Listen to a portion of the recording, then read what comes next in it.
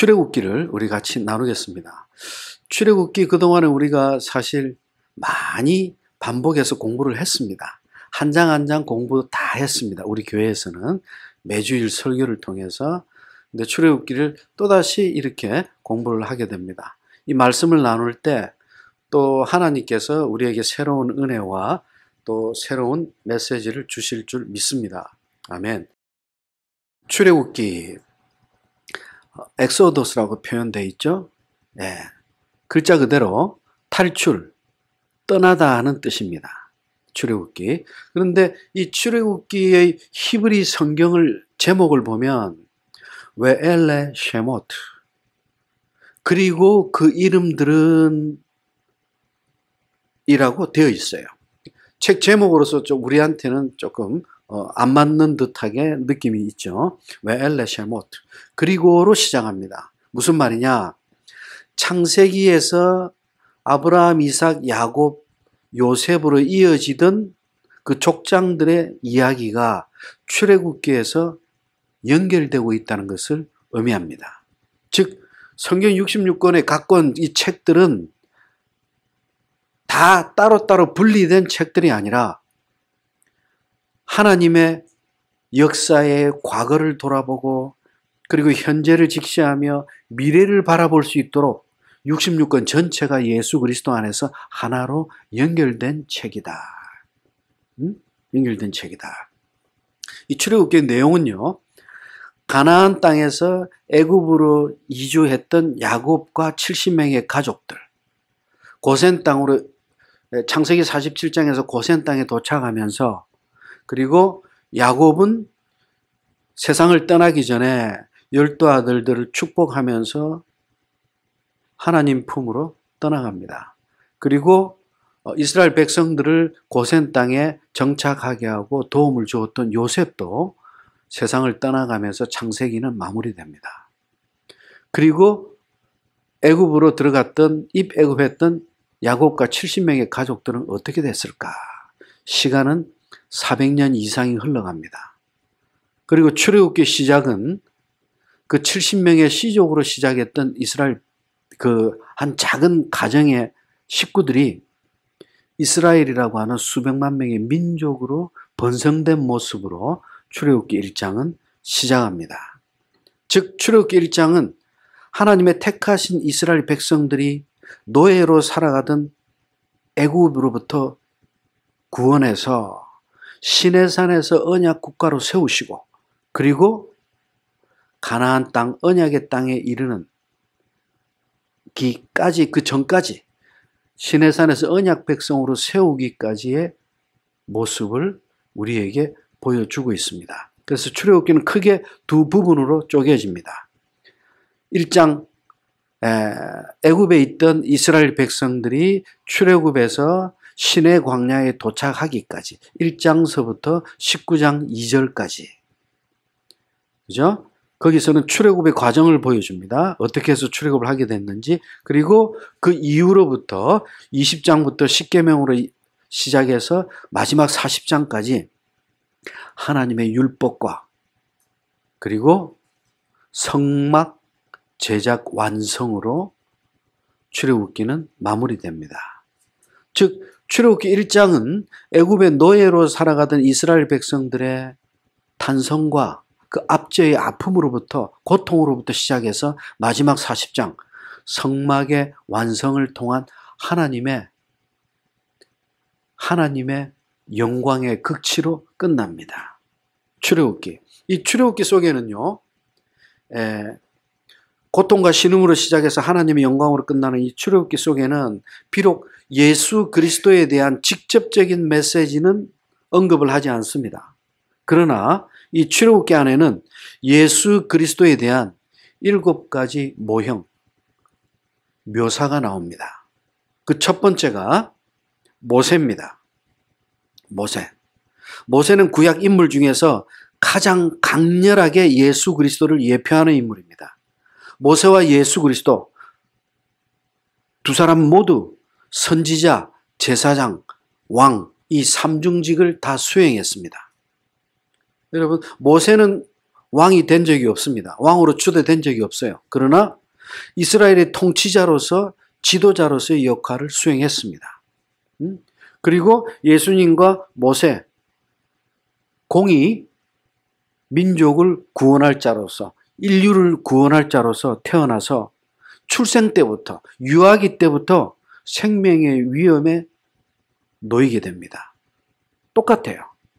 똑같습니다. 그리고 쭉 성장하면서 세상 권력과 세상의 권세를 모두 거절한다는 모습. 그리고 구원자로서, 율법의 수요자로서 만민의 중보자, 이스라엘의 중보자로서 같은 역할을 감당하게 됩니다. 예수님을 통해서는 영원한 생명으로 천국으로 인도함을 받지만 모세를 통해서는 영원한 언약의 땅이라고 예표되는 가나안 땅으로 들어가지 못했습니다. 그 하나 차이점이 있어요. 여호수아를 통해서 가나안 땅으로 들어가게 됩니다. 그런 차이점이 있지만 모세는 그 점을 제외하고 예수 그리스도를 가장 강렬하게 예표하는 구약의 인물로 우뚝 서게 됩니다. 그것이 출애굽기에 강렬하게 기록이 되어 있습니다. 두 번째는 유월절입니다. 패스오버. 요한복음 1장 29절, 고린도전서 15장 7절에서는 예수 그리스도가 우리를 위해서 죽으신 하나님이시요 유월절 어린 양이라고 직접 신약에서 증거하고 있습니다. 유월절, 패스오버, 어린 양의 피를 통해서 이스라엘의 구원을 얻게 되죠. 그것을 신약에서는 어린 양이신 예수 그리스도라고 반복해서 강조합니다. 그리고 출애굽기에 예수 그리스도를 예표하는 세 번째는 절기입니다. 절기. 모세오경에 보면 7대 절기가 나오는데요. 7절기 모두가 예수 그리스도의 성품과 사역을 상징합니다. 묘사하고 있습니다. 예를 들어 초실절 같은 경우 추수하고 나서 그 추수하면서 곡식의 첫 번째 이삭을 하나님께 드립니다. 이것은 부활하셔서 잠자는 자들의 첫 번째 열매가 되신 예수 그리스도를 의미하는 거예요. 이처럼 7개의 절기 모두가 예수 그리스도를 의미합니다. 네 번째는 출애굽 사건입니다. 엑소더스. 바울은 이 출애굽 사건을 통해서 일어나는 그 홍해 도하 사건을 세례라고 이야기합니다. 세례의 의미를 제가 나중에 다시 또 설명을 해드릴 건데요. 세례라고 하는 것은 물속에 들어가서 다시 나오는 걸 이야기합니다. 즉 물속에서 옛사람이 죽고 다시 나옴으로 거듭남으로 새 사람으로 예수 그리스도와 연합되어 하나 된다는 것을 의미합니다. 즉 여기서 옛 시대를 버리고 옛 것을 버리고 새 삶을 의미하는 이 출애굽의 홍해도와 세례, 이 사건을 예수 그리스도를 통한 구원의 역사와 같이 의미를 부여하고 있습니다. 다섯 번째는 만나와 생수입니다. 이스라엘 백성들이 광야에서 하나님께 얻었던 만나와 생수. 이 먹을 것과 마실 것은 인간들에게 특히 광야에서는 삶의 생활의 필수품입니다. 없어서는 안 될 요소입니다. 마찬가지 우리 삶의, 우리 영혼의 절대적인 필수이신 예수 그리스도를 의미합니다. 영원한 생명의 떡이신 예수 그리스도 만나. 그리고 영원한 생명의 생수이신 예수 그리스도. 광야에서 얻었던 생수를 의미합니다. 그리고 여섯 번째는 성막입니다. 성막. 이 성막의 재료, 색깔, 그리고 기구, 이 모든 것들이 예수 그리스도의 성품, 예수 그리스도의 사역을 의미합니다. 성막 입구에서부터 성막 문으로 들어가서 번제단을 지나서 물두멍을 지나서 그리고 성소 안에 성소를 들어가서 지성소에 이르기까지 모든 과정이 예수 그리스도를 통한 구원의 원리를 점진적으로 그대로 설명하고 있어요. 이 성막에 대해서도 마지막 출애굽기 마지막 부분에서 제가 오늘 다시 설명을 드릴 겁니다. 그리고 마지막 출애굽기에서 예수 그리스도를 예표하는 7번째 요소로서 대제사장입니다. 대제사장. 히브리서 4장 14절, 9장 11절 이런 부분들에서는 구약의 대제사장을 설명하면서 우리 영원한 대제사장이신 예수 그리스도를 증거합니다. 구약시대 대제사장은 자기도 인간이기 때문에, 자기도 죄인이기 때문에 지성소에 1년에 한 번 들어갈 때 자기 죄도 사함을 받아야지만이 들어갈 수가 있었어요. 그러나 우리 영원한 대제사장이신 예수 그리스도는 영원히 죄가 없으신 분이십니다. 처음서부터 완전하신 알파요 오메가이신 하나님이십니다. 이 7가지 출애굽기에 묘사되고 있는 모세, 유월절, 절기, 출애굽, 만나와 생수, 성막, 대제사장 이 7가지 모형이 출애굽기에 예수 그리스도를 예표하는 묘사로 기록이 되고 있습니다. 자, 이제 우리 출애굽기 성경 본문으로 들어가 보도록 하겠습니다. 자, 1장 1절 다 같이 한번 읽어봅니다. 시작.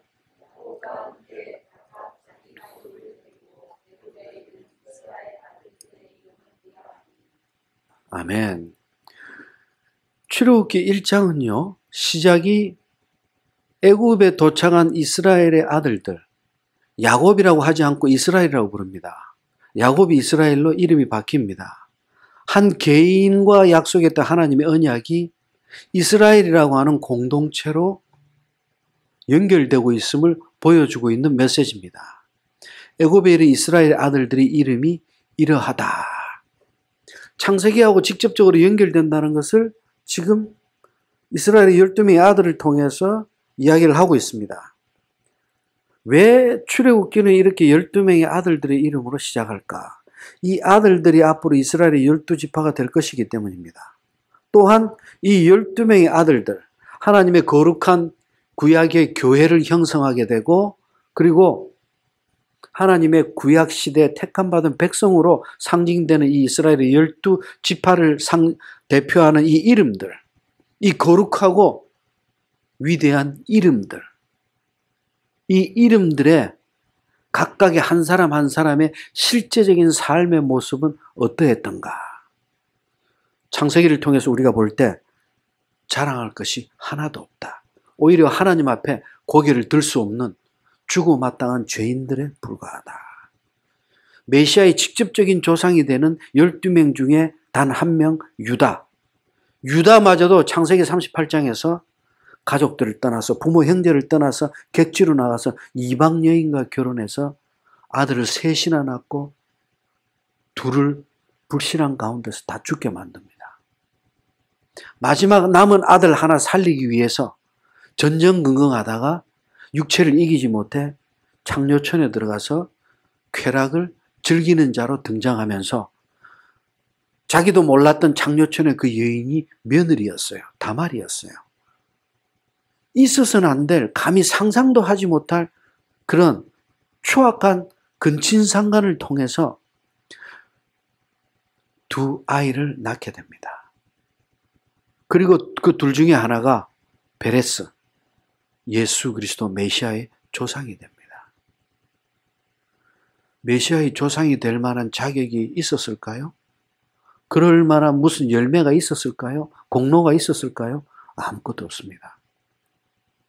오히려 자격, 논할 의미 자체가 없는 자들입니다. 즉 창세기의 역사를 통해서 4명의 족장, 그 언약의 조상들을 통해서 이어져 오는 출애굽기의 역사, 메시아께서 이 땅에 오시고 그리고 요한계시록에서 다시 온다고 하실 그 모든 인류의 역사를 통해서, 하나님 창조 역사를 통해서 이루어지는 하나님의 구속사, 하나님의 구원의 역사는 오직 절대적인 하나님의 주권에 의해서 이어져 나가고 있다는 것을 강조하기 위해서 이렇게 형편없는 12명의 아들의 이름을 통해서 이스라엘로 변모시키는 모습을 보여주고 있습니다. 이들 중에서 메시아가 오시게 됩니다. 이렇게 부족하고 못난 자들이지만 이 지파들을 통해서, 이 사람들을 통해서, 이스라엘을 통해서 역사를 이끌어 나가시고 이들 안에서 선지자들이 오게 하시고 하나님이 기뻐하시는 왕이 오게 하시고 제사장들이 세워지게 하십니다. 무엇보다 이들 안에서 메시아가 이 땅에 오십니다. 아니, 오게 하십니다. 이것이 하나님의 구속사입니다. 하나님의 구원의 역사입니다. 그러나 사탄은 그것을 알고 있기 때문에 단지 하나님의 비밀의 계시의 핵심은 모르지만 앞으로 메시아가 올 것이라는 것은 이스라엘 백성들보다 사탄은 더 정확히 알고 있어요. 이스라엘 백성들보다 하나님을 더 잘 믿고 있어요. 귀신들도 신약에 보면, 복음서에 보면 일반 성도들보다 예수에 대해서 더 잘 알고 더 잘 믿고 있어요. 여기서 믿음이란 정의는 성도들의 신실한 믿음하고는 좀 다릅니다. 지적인 알을 이야기합니다. 아는 거는 우리보다 더 잘 알고 있어요. 귀신들이 예수에 대해서. 이 12명의 아들들 중에 유다를 통해서 메시아가 온다는 것을 알기 때문에 사탄은 거기서 태어날 아기를 죽이기 위해서 발악하게 될 겁니다. 애굽의 왕을 통해서 이 땅에 구원자가 올 것을 미리 차단하게 됩니다. 이 역사는 신약시대 예수님이 이 땅에 오실 때도 똑같이 일어나게 됩니다. 바로의 적극적인 탄압에도 불구하고 하나님이 이 땅에 모세라고 하는 한 아기를 이 땅에 보내주십니다. 2장 1절. 레위 족속 중 한 사람이 레위 여자에게 장가들었더니 하면서 아기가 태어나는데 3달 동안은 숨겨서 키웠어요. 그러나 아기가 3달 지나면서 울음소리가 커지고 옆집에 새 나가니까 아이의 생명이 위태롭게 되자 갈대 상자에 엮어서 내려보냅니다. 바로는 이 아이를 죽이고자 했어요. 나일강에 던져서 다 죽이라고 그랬어요. 그 던져 죽임을 당해야 될 아이가 그 나일강의 갈대 상자를 타고 죽음의 고비를 헤치고 떠내려갑니다. 그리고 이 사건을 통해서 이 아기는 오히려 애굽의 바로의 공주의 양자가 되어서 바로의 왕궁에서 자라게 됩니다. 바로가 지상에서 쓸어버리고자 했던 아기, 씨를 말려 죽이고자 했던 그 아기가, 자기가 죽이고자 했던 그 아기를 자기가 자기의 궁에서 키워주는 정말 놀라운 역사가 일어나게 됩니다. 실제 사건입니다. 영화보다 더 영화 같은 사건입니다. 예수님이 이 땅에 오시기 전 1500년 전의 사건입니다. 실제 사건이에요. 얼마나 오묘합니까? 여러분, 마귀는 하나님을 대적하기 위해서 바로를 세워서 태어나는 유대인 아기를 다 죽이라고 그랬어요. 그런데 그렇게 마귀의 앞잡이로 유대인 아기들을 다 죽이고자 했던 바로가 하나님의 섭리 안에서 하나님의 도구로 지금 쓰임받고 있어요. 이것이 하나님의 권능이에요. 하나님은 역사하시고 하나님이 섭리하시면 우리를 탄압하고 누르고 짓밟는 마귀까지도 선을 위한 도구로 우리에게 열매 맺게 하십니다. 우리 염려할 게 없어요. 걱정할 것이 없어요. 응? 이렇게 자란 아기는 하나님의 은혜 가운데 친어머니 요게벳의 젖을 먹이면서 친어머니가 유모가 돼서 바로의 왕궁에서 자라게 됩니다. 여러분들 뭐 스토리는 다 알고 계실 거예요. 너무나 신비스럽습니다. 이렇게 자란 아기는 어머니 품에서 젖을 먹는 동안 그 유모에게 맡겨져서 자라나게 됩니다. 그 기간이 대략 역사 고증 자료들을 보면 대략 3년에서 4년이라고 이야기합니다. 히브리서에 보면요, 모세가 자라면서 자기가 애굽 족속이 아니라 이스라엘 하나님의 선민이라는 것을 믿고 확신하는 믿음으로 자랐다고 기록합니다. 그 믿음이 어디서 생겼을까요? 왕궁에서 40년 동안 교육받았어요. 세상 최고의 지식을 쌓았어요. 왕궁에서 받았던 그 40년 동안의 교육보다 어머니 품에서, 믿음의 어머니 품에서 먹었던 영의 양식이 모세의 10년 가운데 뿌리를 내리고 자라고 있었던 거예요. 여러분, 오늘날 어린이 학과 관련해서, 학문 관련해서 보면요, 아이들 성품이나 아이들 기질이나 이런 습관들이 4살이면 거의 형성이 다 끝난다고 그래요. 나머지는 환경에 따라서 이제 다시 바뀌고 다듬어져 가고 한다고 하는데, 근본적인 아이의 성품이나 기질은 4세 때 이전에 거의 형성이 된다고 그래요. 그런 걸로 봐서는 모세가 어머니 품에서 어머니의 젖을 먹고 자랐던 3년 내지 4년 동안 이 기간이 결정적으로 모세에게 믿음의 씨를 뿌리고 자라게 해준 하나님의 은혜였다. 놀랍습니다. 이 아이는 자라서 나이 40살이 되어갑니다. 11절, 2장 11절, 40년이 흘렀습니다. 모세가 장성한 후에 밖에 나갔더니 자기 민족 이스라엘 백성들이, 히브리 사람들이 애굽 군사들에게 압제를 당하고 고난을 당하고 핍박을 받고 있어요.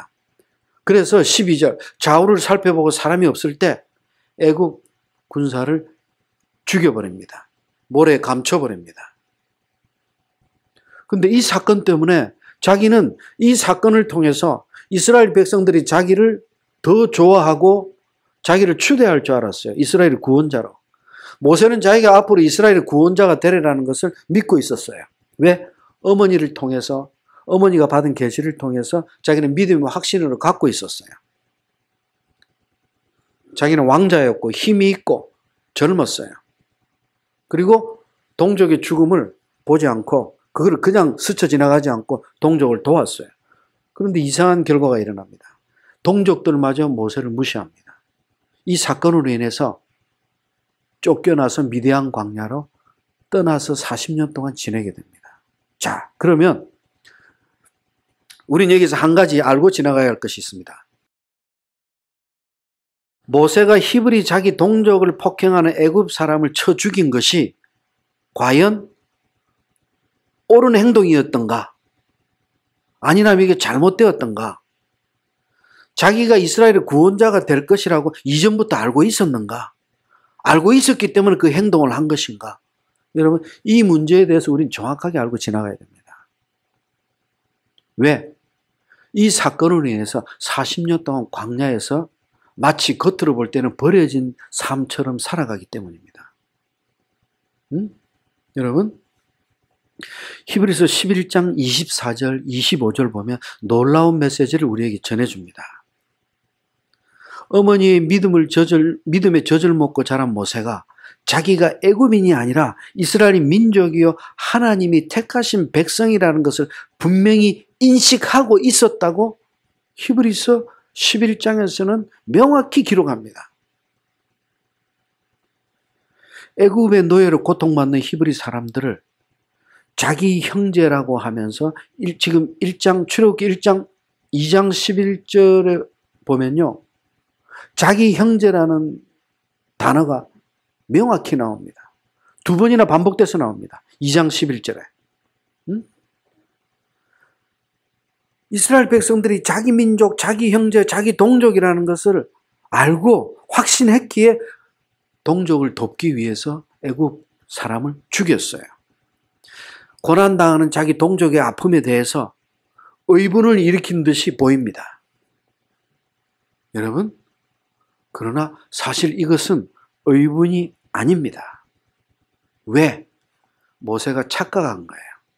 자기 감정을 이기지 못해서 행한 살인에 지나지 않습니다. 왜 그럴까요? 하나님께서 맡겨주신 애굽 왕자의 신분으로 더 인내하고 때를 기다려야 됐어요. 그 정도 신분이면요, 살인을 행하지 않고도 더 거룩한 일로 이스라엘을 도울 수가 있어요. 직간접적으로도.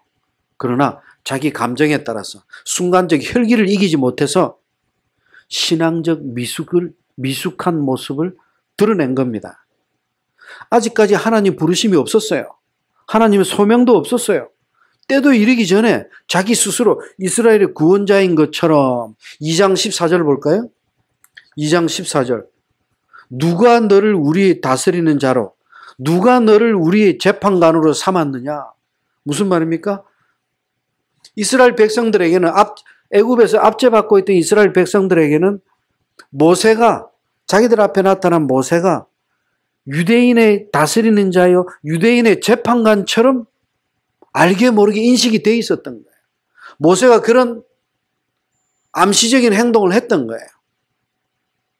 이를 봐서는 모세는 자기가 이스라엘의 재판관, 지도자, 구원자가 될 것이라는 것을 믿고 있었어요. 용기도 있었고 아직 젊었어요. 40세의 나이에 애굽의 왕자에다가 세상적 지위, 건세 이 정도면 이렇게 형편없는 이스라엘, 힘없이 나약한 이스라엘의 민족의 지도자로는 손색이 없습니다. 애굽의 지도자 되겠다는 거 아니에요. 이렇게 수백 년 동안 노예로 살아가는 부족하고 연약한 백성들의 지도자 노릇하겠다는 거, 그것도 세상의 권위자인 애굽의 왕자가, 애굽의 왕이 될 뻔한 사람이 이렇게 보잘것없는 민족의 지도자가 되겠다는 것은 얼마든지 어찌 보면 가능한 일인지도 모릅니다. 그러나 자신의 신앙적 미숙으로 인해서 애굽의 왕자, 그 권세가 아니라 오히려 단순 살인범이 되어버립니다. 나아가서 애굽을 탈출해야 하는 도망자의 신세로 전락합니다. 그래서 미디안 광야에서 40년 동안을 양치기 목자로 살아가게 됩니다. 그러면 이것은 버려진 인생입니까? 실패한 인생처럼 보입니다. 아닙니다. 하나님은요, 이렇게 실패한 인생처럼 보이는 이 삶을 선으로 열매 맺게 하십니다. 실패한 인생에서 어떤 선이 나올까요? 겸손, 인내, 믿음의 연단, 때를 기다리며 지혜를 얻을 줄 아는 하나님의 음성을 듣는 자로 변하게 됩니다.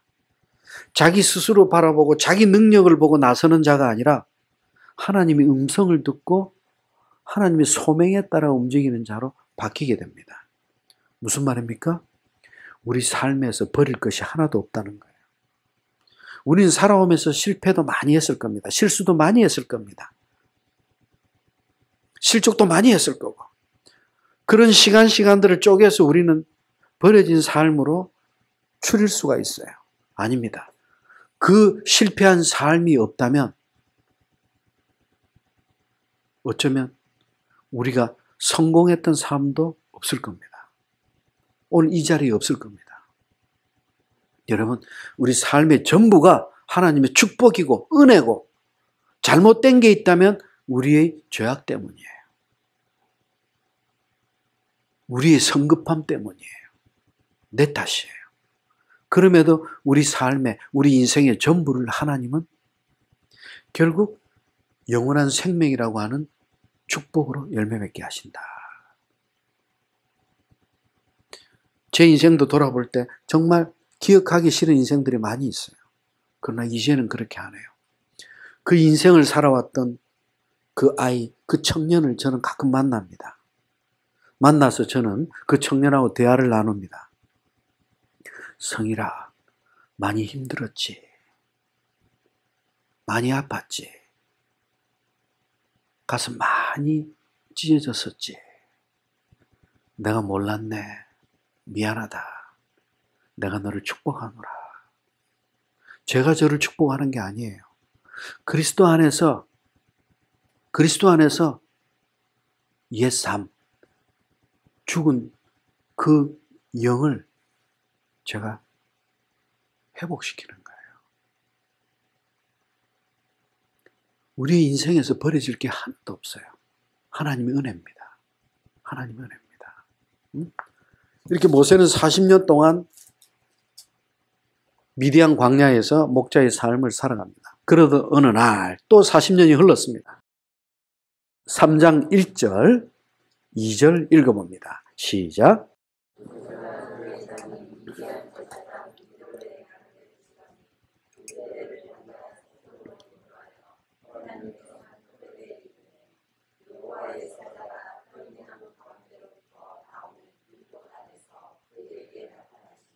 아멘.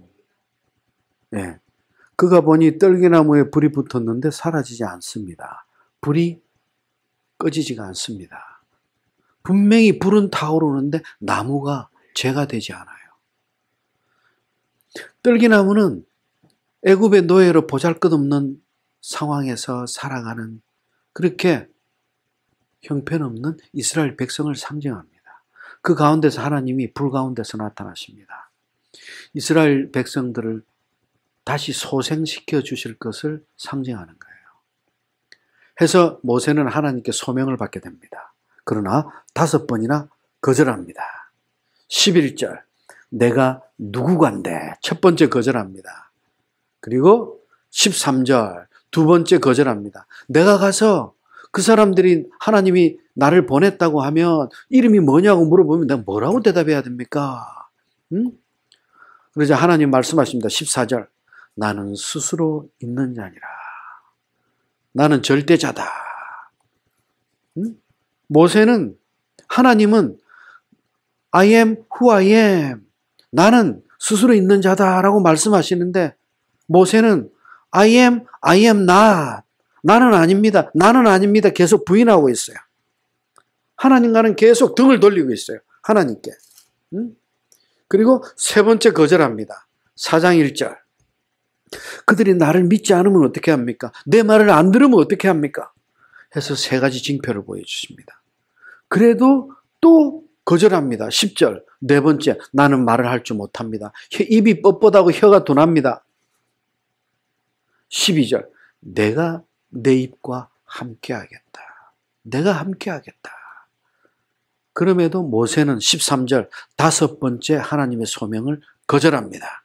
주여 보낼 만한 자를 보내소서. 저는 아닙니다. 여러분, 이 속에는 작은 일부분이지만 모세의 겸손이 포함이 되어 있어요. 자기는 진짜 갈 수 있는 사람이 아니에요.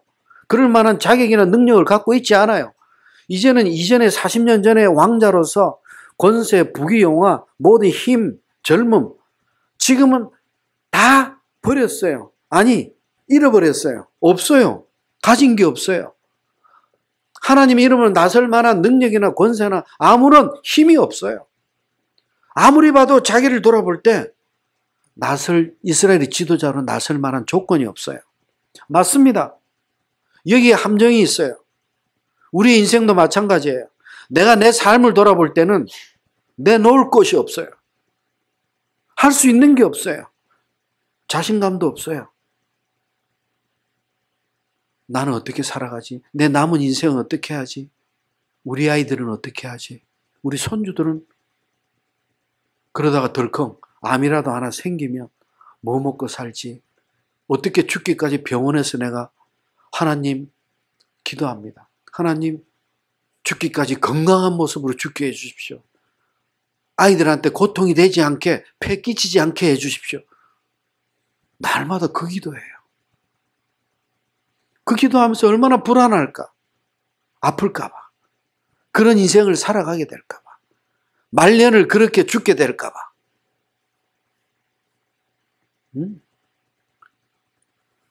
자기 자신을 돌아볼 때 여러분 지금 하나님은 5번씩이나 거부하고 있는 모세를 향해서 하나님 자신의 정체와 이름까지 다 드러내 보여주시면서 너를 볼 것이 아니라 나를 보라고 계속 하나님을 드러내시는데 모세의 눈에는 하나님이 보이지만 하나님의 음성이 들리지만 자기 심령 가운데는 자기 안에 갇혀 있어요.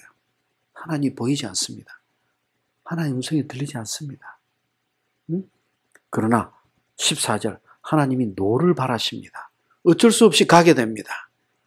이렇게 광야를 지나서 다시 미디안 광야에서 애굽 땅으로 다시 들어가게 됩니다. 자, 그런데 가족들 자기 아내와 아이들을 데리고 들어가는데 들어가는 중에 이상한 사건이 하나 발생합니다. 4장 24절 다 같이 읽어봅니다. 시작.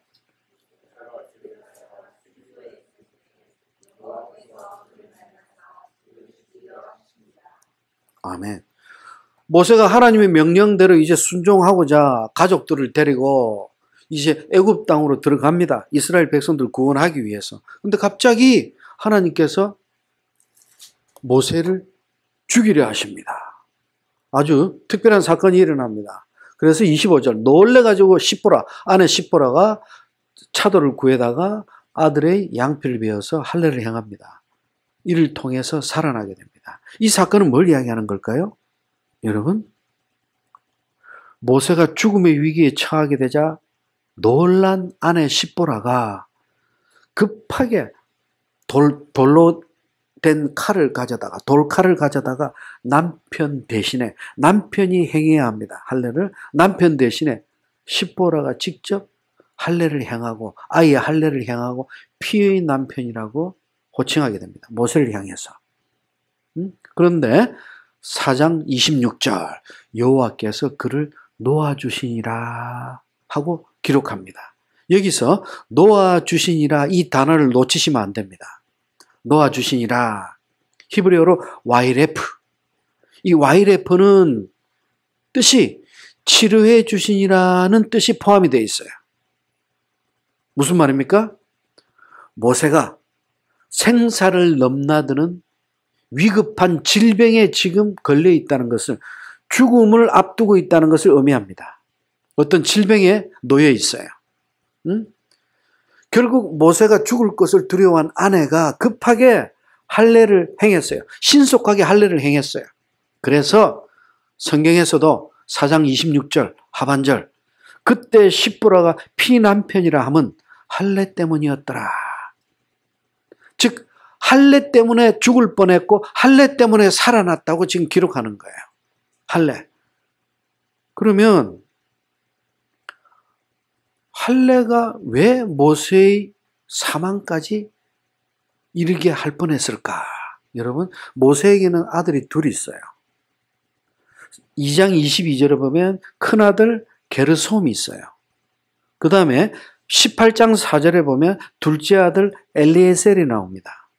근데 지금 두 아들을 데리고 가는 장면인데 가다가 지금 아내가 4장 25절에 보면 시보라가 돌칼을 가져다가 그의 아들의 포피를 베었다고 나와요. 그의 아들.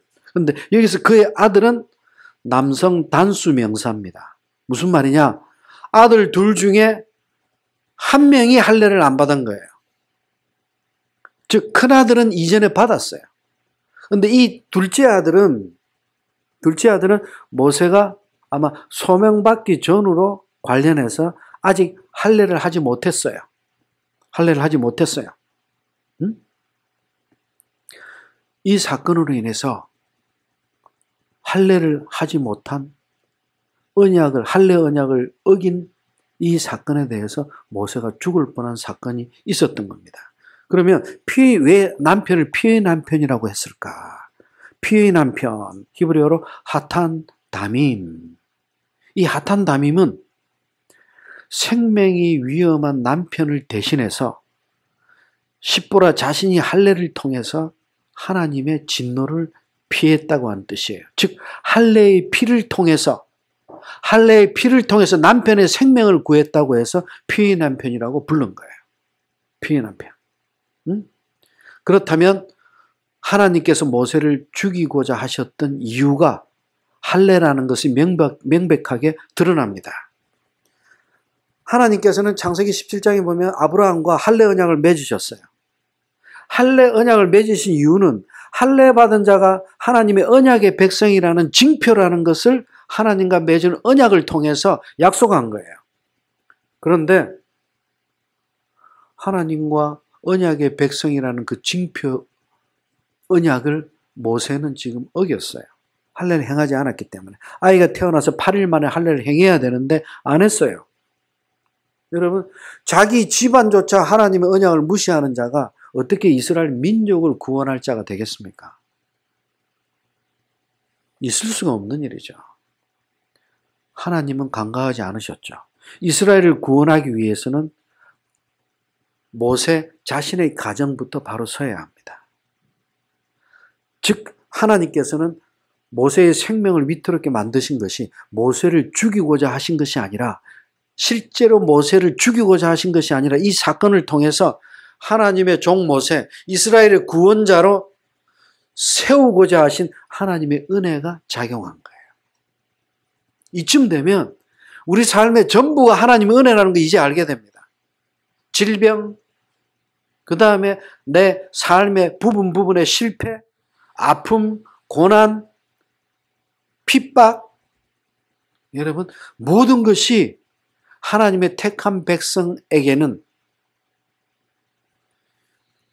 이유 없는 아픔, 핍박, 고난이 없습니다.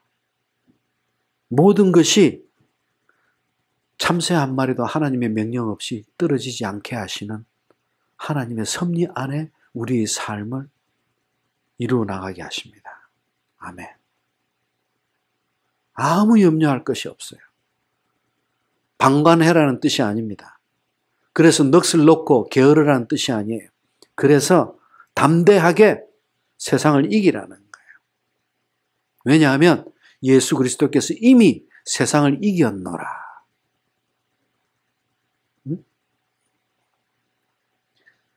그리고 나서 이제 모세는 바로를 만나서 5장 1절 다 같이 읽어봅니다. 시작.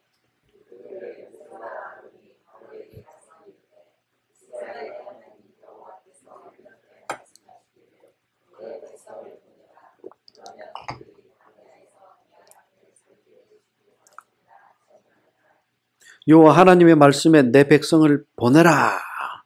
여러분, 이제 모세는 바로를 만나서 이 메시지를 7번을 전하게 됩니다. 같은 말을 7번 반복합니다. 이 지금 첫 번째 나오는 메시지입니다. 그러나 바로는 하나님의 백성을 그렇게 보내라고 7번이나 반복해서 이야기를 해도 말귀를 알아듣지 못합니다. 5장 2절 바로가 이야기합니다. 여호와가 누구이기에 그까지 너희들의 형편없는 너희들의 노예의 신이 누구이기에 내가 그 말을 듣겠느냐. 그렇게 계속해서 반복합니다. 그래서 하나님께서 여호와가 누구인지 바로에게, 애굽 민족에게, 그리고 이스라엘 백성들에게 직접 보여주십니다. 그것이 10재앙입니다. 충만수 10가지 재앙. 피재앙으로부터 장자재앙까지 10재앙이 이어지게 됩니다. 피재앙, 개구리재앙, 이재앙, 파리재앙, 돌림병재앙, 악성종기, 우박, 메뚜기, 흑암, 장자재앙까지 10재앙을 하나님께서 여호와가 누구인지 보여주시기 위해서, 알게 해주기 위해서 재앙을 일으키십니다. 그런데 피재앙, 개구리재앙, 이재앙이 지나면서 파리재앙, 네 번째 재앙에 도착하게 됩니다. 네 번째 재앙 한번 볼까요? 7장부터 11장까지가 10재앙이 등장하는데요. 8장 20절부터 8장 20절부터 32절까지 네 번째 재앙인 파리재앙이 나옵니다. 그런데 파리재앙에는 아주 특별한 메시지가 포함이 됩니다.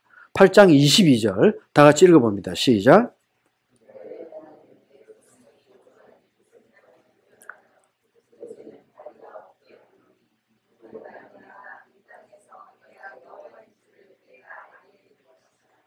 아멘.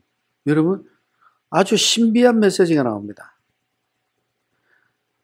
피재앙, 개구리재앙, 이재앙, 세 번째 재앙까지는 이스라엘 백성들도 똑같이 애굽 족속들과 함께 고통을 당했어요. 재앙을 받았어요. 그런데 하나님은 네 번째 재앙부터, 파리재앙부터 고센 땅, 이스라엘 백성들이 살고 있는 장소를 재앙으로부터 구원해 주겠다. 재앙을 면하게 해주겠다. 왜 그러실까요? 이유가 뭘까요? 여러분, 여기 지금 네 번째 재앙 파리. 이 파리 재앙은요, 우리가 알고 있는 그 파리만 이야기하는 게 아니에요. 여기서 파리라고 하는 단어는 아로브. 이 파리는 질병을 옮기는 파리를 포함해서 그와 유사한 인체에 해로운 모든 곤충을 다 포함합니다. 지긋지긋한 그 파리만한, 그보다 더 작고 크고 한 그런 곤충들 다 포함합니다. 응? 그런데 이 파리 재앙 때부터 고센 땅을 구별해 주시겠다. 이스라엘 백성들은 그 어떤 피해도 이제 입지 않도록 해 주시겠다. 이것은 거꾸로 이야기하면 파리 재앙 이전까지 피, 개구리 이 재앙까지는 똑같이 아픔을 겪었다는 것을 이야기하는 거예요. 그럼 뭘 이야기합니까? 이스라엘이나 애굽이나 모두가 죄 아래에 있다는 것을 의미합니다. 모두가 죽어 마땅한 죄인이라는 것을 이야기합니다. 로마서 3장 10절 모두가 죄인이다. 응? 모두가 재앙을 받아 마땅한 죄인이기에 그 누구도 세 번째 재앙까지는 피할 수가 없었어요. 그러나 이제부터는 다릅니다. 하나님께서 주권적으로 고센 땅을 구별하시겠다고 직접 선포하십니다. 여기서 구별이라는 단어, 히브리어로 페두트. 페두트는 해방 또는 구속을 의미합니다. 무슨 말입니까? 네 번째 재앙부터는 너희들이 구별돼.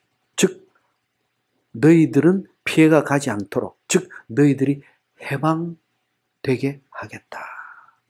구원의 메시지가 포함이 되어 있습니다. 여러분, 하나님께서는 전 인류를 다 천국으로 다 불러들이시는 거 아니에요. 그럼 아무나 뭐 살인하고 다 하고 뭐 그냥 마약하고 음란하고 도박하고 알코올 중독에다가 세상 쾌락에다가 멋대로 살다가 전부 천국 가죠, 그러면. 여러분, 하나님은 전 인류 중에서, 전 애굽, 전 민족에서 이스라엘, 하나님이 택하신 이스라엘 고센만 구별해서 구원하듯이 전 인류에서 하나님이 택한 복음의 백성들만 구별해서 고센 땅처럼 구별해서 천국으로 들림을 받게 하십니다. 이 속에 지금 천국의 원리가 포함이 되어 있어요. 구별했다는 뜻, 아주 중요합니다. 하나님의 선민인 이스라엘에게는 이제부터 애굽으로부터 구별될 것이다. 구원의 은총을 누릴 것이다. 이것은 또한 이제부터 이스라엘은 더 이상 애굽의 노예가 아니라 하나님께 속한 백성이요 언약의 축복의 백성이라는 것을 선포하는 거예요. 저주로부터 끊어진 자가 되는 거예요. 저주로부터. 이스라엘 백성들이 지금 애굽 땅에서 하나님께 이런 축복을 받을 만한 어떤 열매가 있었던가요? 공로가 있었나요? 아닙니다. 하나님의 주권입니다. 토기장의 주권. 왜? 6장 7절 10장 2절 반복해서 계속 나옵니다. 이로 말미암아 이 사건을 통해서 이 땅에서 내가 여호와인 줄 알게 해주기 위해서. 하나님만이 유일하신 참 신이시여 이스라엘의 하나님이심을 깨닫게 해주기 위해서 이스라엘 백성들을 구별해서 그들을 통해서 경배받고 그들에게 예배를 받으시겠다는 거예요. 아멘? 하나님은 전 인류에게 예배를 받겠다는 거 아니에요. 하나님이 택한 백성들에게 찬양을 받으시고 예배를 받으시겠다는 거예요. 왜? 택하지 않은 백성들에게서는 입술에 찬양을 담을 수 없기 때문에. 빛과 어둠은 공존할 수 없습니다. 하나님께 택함 받은 백성들과 하나님을 대적하는 자들은 공존할 수가 없는 거예요. 그래서 구별될 수밖에 없는 거예요. 아멘? 아멘. 이것이 열 재앙입니다. 그리고 마지막 재앙, 장자 재앙을 내리시죠. 그죠? 장자 재앙. 장자 재앙을 내리시고 애굽의 모든 장자들은 다 죽게 됩니다. 애굽의 장자들 다 죽게 됩니다. 12장 29절 30절에 보면 애굽의 모든 장자들이 다 죽습니다. 가축을 포함해서. 다 죽습니다. 애굽에 엄청난 혼란이 있었겠죠. 애굽에 장자 재앙이 있기까지 12장에 보면, 출애굽기 12장에 보면 유월절 어린 양의 피 메시지가 나옵니다. 하나님은 지금 출애굽기 12장에서 12장 1절부터 14절에서 유월절 규례, 15절에서 20절까지 무교절 규례를 제정해 주십니다. 즉 12장 1절부터 20절까지는 유월절과 무교절 규례, 이렇게 너희들이 출애굽하기 전에 유월절을 지키고 출애굽을 하라고 하나님께서 지금 일러주시는 거예요.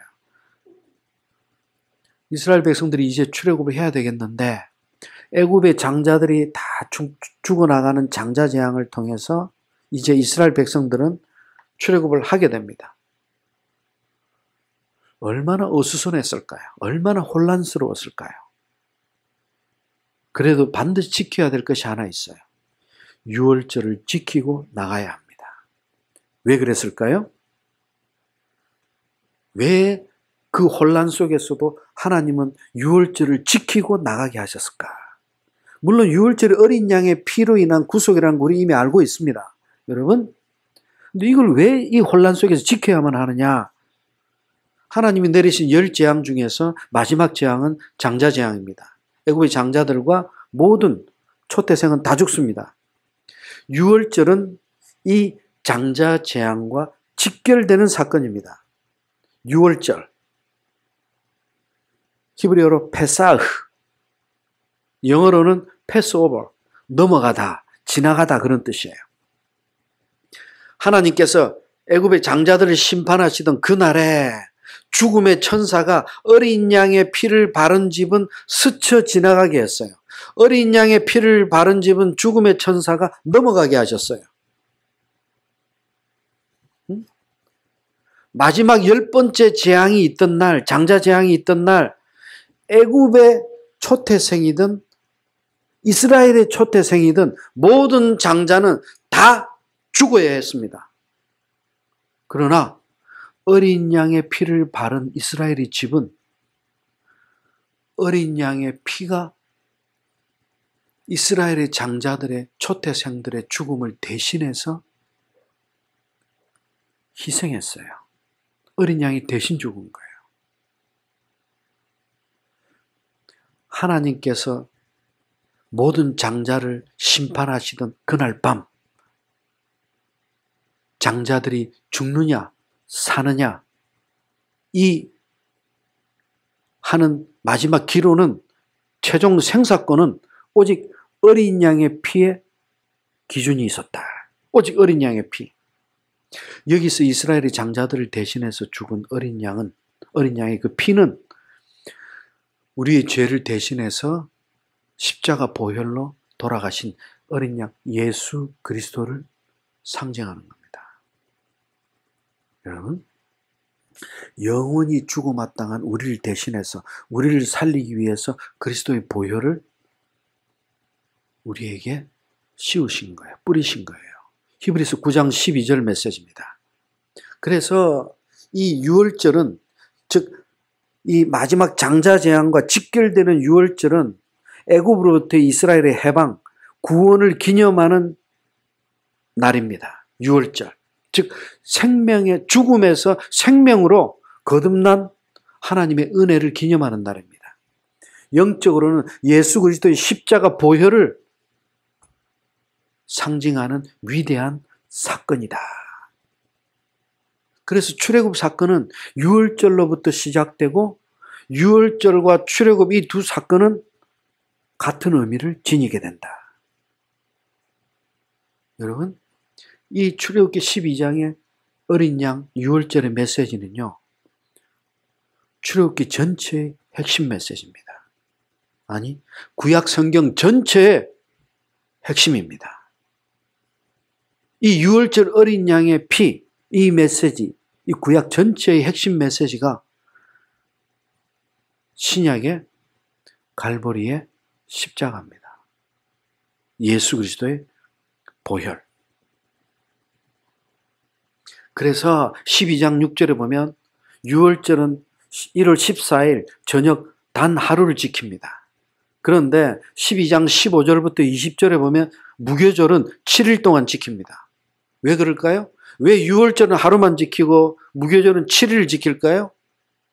유월절, 어린 양의 피를 통한 구속, 구원은 우리 성도들의 믿음의 삶에서 죽음으로부터 생명으로 건너뛰는 단 한 번의 회심의 사건입니다. 그래서 유월절은 하루만 지키는 거예요. 그런데 구원받은 자, 무교절의 삶은 7일 동안, 즉 완전을 상징하는 7, 우리 성도들의 주님 다시 오시기까지 우리 삶에서 우리 성화의 삶은 7일 동안, 즉 주님 다시 오실 때까지 계속돼야 된다는 것을 의미하는 거예요. 이것이 유월절과 무교절, 하나님의 어린 양의 피를 통한 구원과 성화의 삶을 우리에게 구속사적으로 영적으로 주는 메시지입니다. 아멘. 그리고 이제 이스라엘 백성들은 드디어 고센 땅을 떠나서 가나안 땅을 향하게 됩니다. 다음 주부터 출애굽 여정 같이 나누겠습니다. 다 같이 기도합니다. 하나님 감사합니다. 이제 출애굽기를 통해서 하나님의 구원, 그 비밀의 계시를 다시 나누게 됩니다. 하나님, 우리가 이 출애굽기를 통해서 어린 양의 피, 유월절 어린 양의 그 보혈, 예수 그리스도 갈보리를 바라보게 됩니다. 하나님, 이 믿음을 지니고 예수 그리스도께서 이미 승리한 그 길을 향해 나아갈 수 있도록 우리를 인도해 주시옵소서. 감사합니다. 존귀하신 예수 그리스도의 이름으로 기도하옵나이다. 아멘.